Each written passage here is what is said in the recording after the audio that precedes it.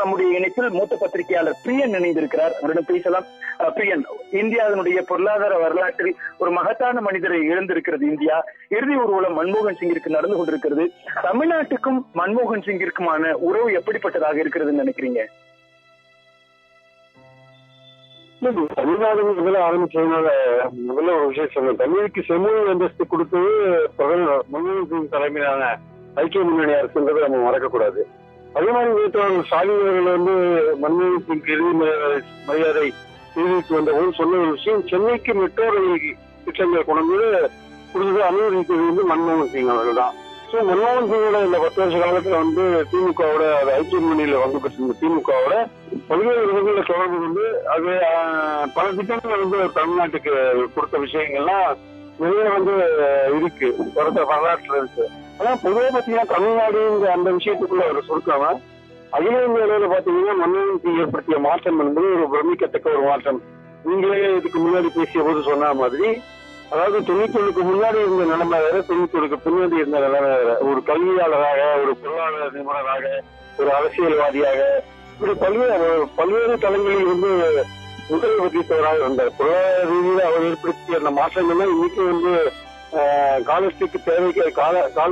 காலத்திற்கு தேவையான ஒரு மாற்றங்களை கொண்டு இன்னைக்கு இந்தியா உலக பொருளாதாரத்தில் 5ஆவதோ 4ஆவதோ இருக்குன்னா அதுக்கு ஒரு முக்கியமாக ஒரு அடித்தளம் விட்டவர்களோடு மன்மோகன் சிங்கா நம்ம பாக்குறோம். அரசியல்வாதியாக அவர் பாத்தீங்கன்னா ரொம்ப பிரமாதமான ஒரு ரிஃபார்ம்ஸ், மறுமலர்ச்சியான ஒரு பல திட்டங்கள்லாம் கொண்டவர். தகவல் அறிவு உரிமை சட்டம் அவர் கொண்டு வந்ததுதான், கல்வி உரிமை சட்டம் அவர் கொண்டு வந்ததுதான். அந்த மாதிரி பாத்தீங்கன்னா மகாத்மா காந்தி ஊரக வேலைவாய்ப்பு திட்டம், கிராமப்புற ஏழைகளுக்கு அக்ரிகல்ச்சர் சீசன் இல்லாத போது அவர்களுக்கான வேலை வாய்ப்புகள் கொடுக்கிற ஒரு விஷயம் இருக்கு. அதே மாதிரி இந்த மாதிரி பல விஷயங்கள் சொல்லிட்டு போலாம்.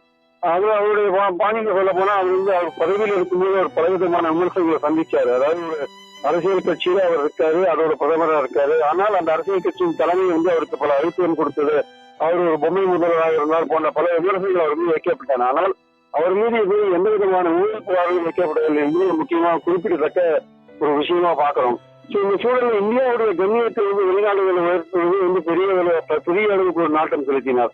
வெளிநாடுகளிலிருந்து முதலீடுகளை ஈர்க்கிறது பெரிய கவனம் செலுத்தினார்.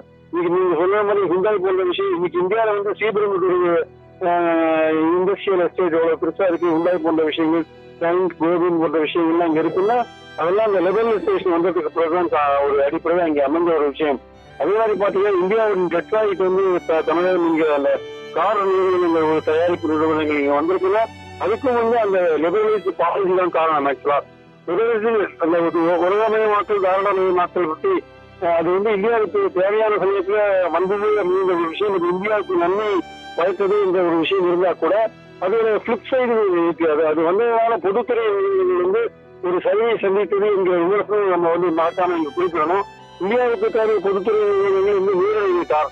ஆனால் காலப்போக்கில் இந்த மாற்றம் தேவையானது என்பது நமக்கு உணர்த்தப்பட்டது. ஸோ அதுதான் இன்னைக்கு செயல்படுத்தப்படுகிறது. பொதுத்துறை கொஞ்சம் ஓரங்கட்டப்பட்டிருக்கிறது. ஆனால் இருந்தாலுமே இன்னைக்கு இந்த மன்மோகன் சிங் இந்த மாற்றங்கள் மீதாமல் இன்னைக்கு இன்னைக்கு இந்தியா பெரிய அளவுக்கு பொருளாதார பின்னாடி தள்ளப்பட்டிருக்கு என்பது என்னுடைய கருத்து. அந்த வேலை பார்க்கும்போது ஒரு வழக்கமான மாநிலங்களாக இந்தியாவில் ஒரு பொருளாதார தளத்தில் ஒரு செம்மையான வழியில் நிலைநிறுத்தி போன மன்மோகன் சிங் அவர்கள் வரலாற்றில் இந்தியாவின் வரலாற்றில் ஒரு அழிக்க முடியாத இடத்தை பெற்றிருக்கிறார். இணைப்பில் உங்களுடைய கருத்துக்களை பதிவு செய்ததற்கு நன்றி பிரியன்.